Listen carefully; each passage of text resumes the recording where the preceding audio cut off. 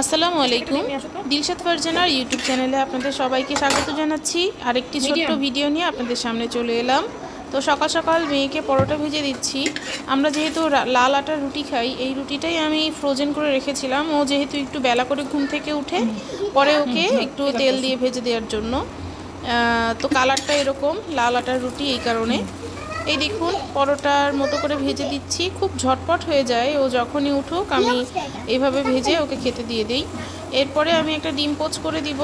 ছোট মানুষ যখন যা খেতে চায় সেটাই করে দেওয়া হয় টুকটাক। আসলে ওদের মন মর্জি মতো না চললে, মানে খাবারের ক্ষেত্রে অন্তত ওদের মন মতো না দিলে পুষ্টিকর খাবারটাকে বিভিন্নভাবে দেওয়ার চেষ্টা করি, কিন্তু ওদের ইচ্ছে মতো আর কি। এই তো ডিম পোচ করা হয়ে গেল। এই তাওয়াতে আমি করে নিয়েছিলাম, তাওয়াটা একটু নষ্ট হয়ে গিয়েছে, এর জন্য ডিমটা তুলতে একটু সমস্যা হচ্ছিল। তো এই যে ওকে পরোটা খেতে দিয়েছি। এরপরে বাসায় একটু মুড়ি আনা হয়েছিল, একটু লাউ কেনা হয়েছিল, টুকটাক বাজার ছিল, আপনাদেরকে দেখাচ্ছি। এই দেখুন মুড়িটা আমি এই যে পরিষ্কার করে রাখা কৌটায় ঢেলে রাখবো। এইভাবে থাকে অনেক দিন, বেশ 1 মাস 1-1.5 মাস এরকমই ভালো থাকবে। এই এয়ারটাইট বলতে এটার মুখটা মানে ওভাবে বাতাস ঢুকে না, এই কারণে এই কৌটাগুলোতে মুড়ি ভালো থাকে। আমি এটাতেই রাখি আর কি। এরপর কলা এনেছিল, লাউ এনেছিল, তো এইগুলোকেও আমি রেখে দিব। লাউটাকে ফ্রিজে রেখে দিব আর কলাটা ঝুড়িতে রেখে দিব। এই তো এরপরে আমি বিকেলের নাস্তা দেখাচ্ছি।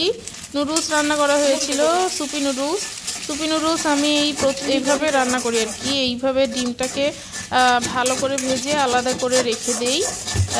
তারপরে আমি পেঁয়াজ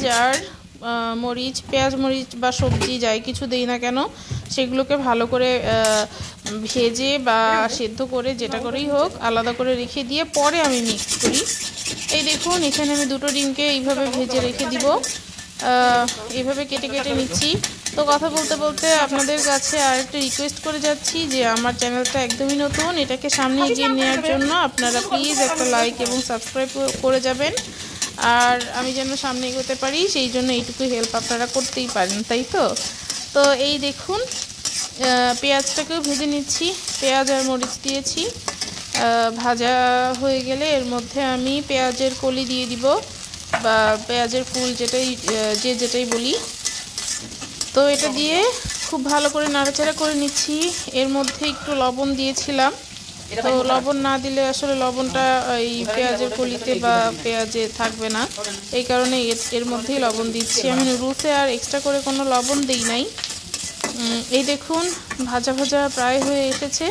এটাকে আমি নামিয়ে নিচ্ছি, ডিম যেখানে রেখেছি ওইখানেই, পরে একসঙ্গে মিক্সড করব, এই জন্য একসাথে রেখেছি।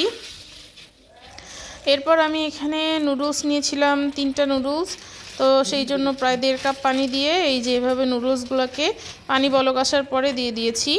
এর মধ্যে আমি নুডলসের মশলাগুলোকে দিলাম, দেওয়ার পরে এটা খুব ভালোভাবে কুক হবে, রান্না হবে, এই জন্য অপেক্ষা করছিলাম আর কি। খুব বেশি সেদ্ধ করব না, হালকা সেদ্ধ হয়ে এলে এর মধ্যে আমি সবজিগুলোকে মিক্সড করে দিব। এই দেখুন প্রায় সেদ্ধ হয়ে গিয়েছে, এর মধ্যেই আমি সবজিগুলোকে দিয়ে দিব। খুব বেশি রান্নাবান্না আসলে করা হয়নি, বেশ শীত পড়েছে, চুলায় খুব কম যাওয়া চেষ্টা করছি আর কি। টুকটাক যা করা যায় তাই আপনাদের সামনে তুলে নিয়ে আসছি।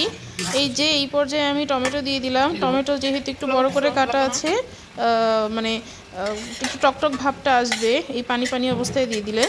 এরপরে আমি এই যে ভেজে রাখা ডিম আর পেঁয়াজের কলিগুলোকে মিক্সড করে দিচ্ছি। দেওয়ার পরে এই যে নাড়াচাড়া করে নিচ্ছি। রান্না প্রায় শেষের দিকে। এই দেখুন নেড়ে চেড়ে এরকম হালকা সুপি ভাব রাখবো, বেশি টাইট মানে বেশি ঝোল শুকাবো না, তাহলে একদম আঠা আঠা হয়ে যাবে, মানে আটার মতো লাগবে। এই দেখুন লাস্ট লুক এরকম ছিল। তো থ্যাংক ইউ।